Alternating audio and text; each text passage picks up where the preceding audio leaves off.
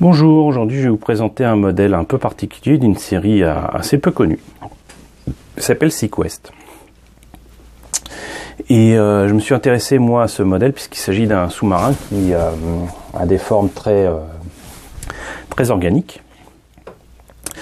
Issu d'une série dont j'ai pas vu beaucoup d'épisodes. Ça s'est passé apparemment un peu inaperçu sur TF1. Dans une émission qui s'appelait, j'ai cru comprendre, Des millions de copains. Je m'en rappelais très sincèrement pas du tout avant que je fasse une petite recherche sur internet. Ils n'ont pas passé la totalité comme d'habitude avec ce genre d'émission. Donc moi ce qui m'avait intéressé c'était que ça reprenait un peu le principe d'une vieille série des années 60 qui s'appelait Voyage au fond des mers.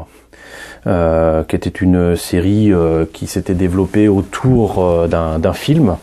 Un film et une série qui est donc vraiment légendaire, qui sont vraiment légendaires aux États-Unis, avec notamment une espèce de sous-marin, soucoupe volante jaune, qui vole et qui peut aller sous l'eau. Le sous-marin lui-même ressemble à un sous-marin, mais avec un avant un peu particulier. Pour la série, ils ont rajouté comment dirais-je, de grandes vitres à l'avant pour rendre ça un peu plus sympa. Enfin bref, qu'importe, on n'est pas là pour parler de Voyage au fond des mers, mais donc SeaQuest pour moi ça reprenait un peu cet aspect-là. Et surtout la série SeaQuest a un capitaine, ça se la joue un petit peu Star Trek au fond des mers, quoi. C'est une série dont le capitaine est en fait joué par Roy Scheider, qui est un acteur que j'aime beaucoup. Qui est l'acteur principal, si vous connaissez Les Dents de la Mer, c'est lui, dans le premier en tout cas, et peut-être je crois le deuxième. Je préfère pas me rappeler des suites des Dents de la Mer. Et voilà, donc je me disais ça pourrait être sympa quand même de voir ce que ça donne, et puis en plus très sincèrement dans les années 90 la maquette se trouvait assez facilement en France. Assez étonnamment, alors que c'est passé encore une fois totalement inaperçu en 95 sur TF1. Voilà, certains dimanches après-midi. Donc la maquette, c'est celle du sous-marin, mais présentation un petit peu de la boîte. Alors déjà, on observe que c'est une maquette monogramme, que le kit est supposé être au 1.600, que monté et peint c'est supposé ressembler à ça. Alors moi quand je l'ai acheté, très sincèrement, j'ai immédiatement pensé à une série que j'ai suivie sur Canal+. Alors je sais plus si c'était dans les années 90, mais il me semble bien quand même que c'était dans les années 90, et c'était Babylon 5. Et ça me rappelle quand même beaucoup ce qui était appelé en français assez sottement l'étoile céleste, White Star, que j'ai en maquette d'ailleurs aussi, il faudra que je vous la présente un de ces quatre. Et il n'y avait pas que le sous-marin, il y avait donc une espèce de petit sous-marin qui pour le coup me rappelle un petit peu ce qu'on a dans Tintin, sauf que là c'est pas un requin, ça fait plutôt dauphin. Mais ça a quand même la classe, quoi. En tout cas en illustration ça le fait. J'ai aussi cette maquette, quand je la retrouverai je vous la montrerai. Sinon il y a aussi un dauphin qui dans la série paraît-il était assez mal foutu. Bon, pour le peu que je m'en rappelle, je trouvais pas ça nul, mais voilà, beaucoup considèrent que c'était l'élément le plus naze de la série. Donc c'est un dauphin qui collabore avec les humains pour ce voyage et ces explorations des mers et des océans. Et on a là un dernier engin qui fait un peu plus classique et qui est donc apparemment un véhicule de transport. Voilà. Rappelons que dans cette période-là, puisque la série date de 93, on avait eu aussi un film qui a beaucoup marqué les esprits de James Cameron, qui était Abyss. Alors je ne me rappelle plus exactement de quand il date ce film, mais il me semble que c'est sur la même période. Enfin bon, voilà, c'était vraiment le truc qui aurait pu marcher et qui était sympa à faire. Voilà, donc la présentation de la boîte, de la maquette de la série, c'est fait. On va voir un petit peu ce que ça donne à l'intérieur. Alors avant de montrer les pièces, comme d'habitude, on va voir un petit peu la notice de montage. L'illustration est sympa. Alors je ne sais pas du tout si dans la série on a droit à des cités englouties ou quoi, mais c'est présenté en tout cas dans l'illustration. Ça m'a l'air quand même d'être relativement simple à faire. Deux parties principales. Une partie arrière qui correspondrait donc au moteur. Une partie centrale ici qui rappellerait des hélices. Alors c'est assez amusant parce que ça correspond peu ou prou au concept concept art ou à ce qui était indiqué dans 20 milieux sous les mers. Il est évident que Voyage au fond des mers et SeaQuest s'inspirent beaucoup de l'œuvre de Jules Verne, hein. Si ce n'est qu'au lieu d'avoir une baie d'observation avec comment dirais-je, les quartiers du Capitaine Nemo, qui se trouvait donc apparemment au milieu de son sous-marin, le Nautilus. On a là visiblement une partie centrale qui correspond à plutôt un sas d'ouverture vers l'extérieur. D'ailleurs on en voit un ici, et je vois que donc il y a des petites pièces qui correspondraient donc au petit véhicule que je montrais tout à l'heure, ici le Stinger qui ressemble à un petit sous-marin de poche à forme animale, et Whisker Probe, je sais pas ce que c'est, ça doit être ce truc là, ça doit être un drone quelconque, un truc pour pouvoir envoyer comment dirais-je, explorer des lieux avant d'y aller soi-même.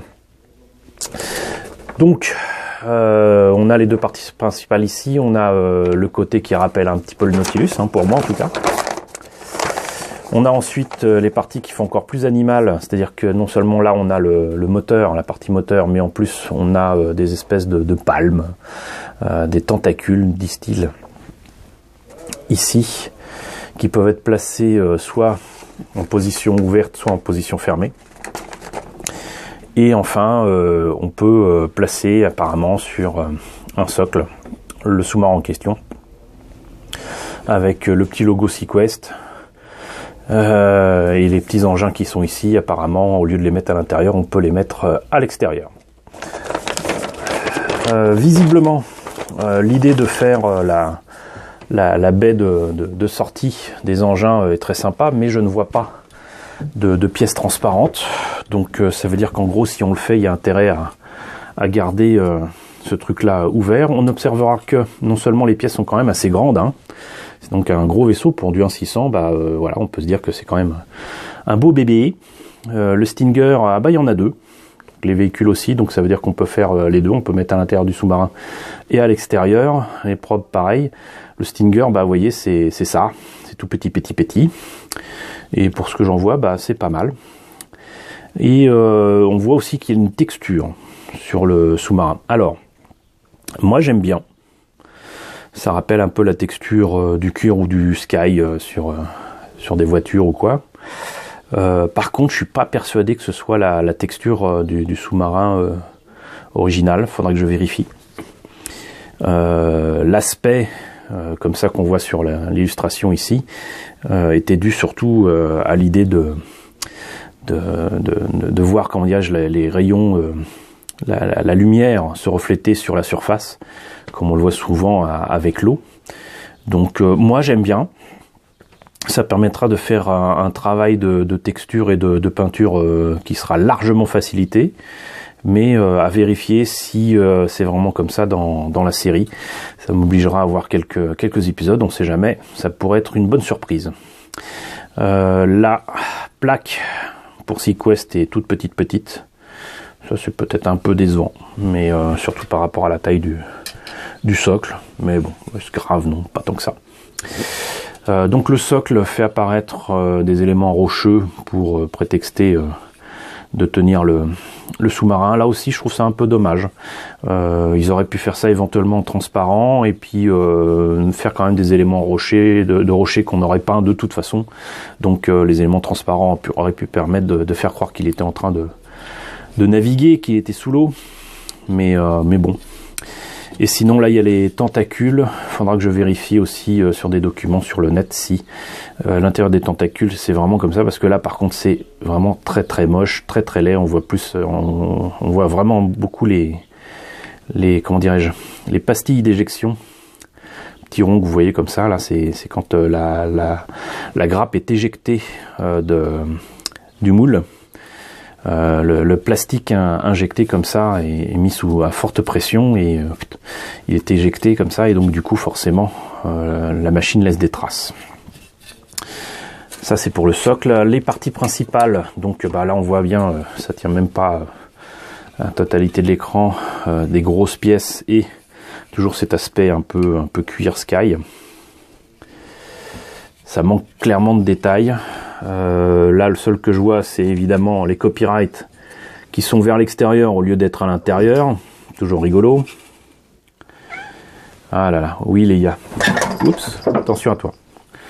Léa qui voulait faire un petit tour sur le plateau, donc il y a écrit, c'est tout petit en plus, RVMM Inc 1994, donc c'est la série de 93, mais a priori la maquette daterait de 94. Ils auraient très bien pu le mettre à l'intérieur. D'ailleurs, ils l'ont mis là. Voilà, un copyright 1994, Revel monogramme, Made in USA. Pourquoi avoir mis ça là? Allez savoir. Ridicule. Un peu plus de détails sur cette partie-là, qui visiblement est la partie supérieure. Ça mériterait d'être peut-être un peu plus détaillé ici, je sais pas, je verrai. Ici, à voir si c'est quelque chose qui aurait dû être transparent au départ. Moi, je vois bien ça comme une baie d'observation, mais encore une fois, mes souvenirs sont vraiment très très lointains pour cette série. Il faudra m'excuser, ça fait plus de 20 ans. Ça rappelle les ouvertures de sas pour des ogives nucléaires sur les sous-marins classiques. Alors, ce qui est amusant, c'est que sur l'illustration, j'observe que cette partie-là est supposée être un peu plus plate. Hein. Et il y a ça, ok, ça c'est bon. Mais ici, il n'y a pas ces détails-là. Là, on voit d'autres... je sais pas si c'est très visible comme ça. Ici, on voit d'autres détails comme ici, là. On les voit ici, là. Hop. Et on les voit pas là. Alors déjà, ça commence. Il manque des trucs. Entre l'illustration et le modèle fini, c'est pas la même chose. Bon, ça commence. C'est pas grave. De toute façon, je pense qu'en France, tout le monde a oublié cette série. Et ça n'aura certainement pas beaucoup d'importance. Quoi qu'il en soit, c'est un modèle qui me semble quand même relativement simple à faire. J'aurais plaisir à le monter et à le travailler un de ces quatre une fois que je me suis renseigné un petit peu plus sur la forme des tentacules et sur les différents détails qui changent entre l'illustration et le modèle qui est ici. C'est un beau bébé. Moi je le trouve vraiment très sympathique et je ne doute pas que la forme de ce sous-marin aura éventuellement inspiré les vaisseaux dans Babylon 5 et notamment le White Star. Ça m'étonnerait pas le moins du monde. Voilà, bah écoutez, j'espère que cette présentation d'un kit pas évident à trouver désormais vous aura intéressé. J'espère que ça vous rappellera des souvenirs si vous avez vu cette série sur TF1 en 1995. Donc n'hésitez pas surtout à me dire ce que vous en pensez dans la section commentaires, à me dire si vous connaissez, si vous trouvez le modèle sympa, etc. N'hésitez pas à partager la vidéo. Et je vous retrouve à très bientôt pour la présentation de nouveaux kits de SF.